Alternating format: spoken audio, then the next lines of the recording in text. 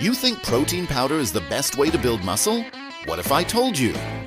You might not need it at all. Most protein powders are highly processed. Some contain additives, sweeteners, and fillers. And yes, they give protein.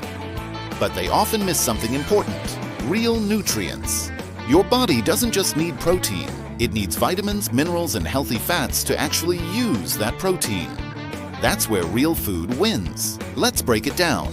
Eggs, about 6 grams of high-quality protein each. Greek yogurt, packed with protein and gut-friendly bacteria. Chicken or fish, 20 to 30 grams per serving. Plant options: lentils, chickpeas, tofu, clean, powerful, and cheap. Instead of a shake, try Greek yogurt with banana and nuts. Instead of a protein bar, try eggs and whole grain bread. Instead of processed drinks, make a smoothie with milk, oats, and peanut butter. Same protein, way more benefits. Now let's be real. Protein powder is not bad. It's useful when you're in a rush, you can't eat enough, or after intense workouts. But it should be a backup, not your main source. If you want a stronger, healthier body, start with real food first. Protein powder is a tool, but real food is the foundation.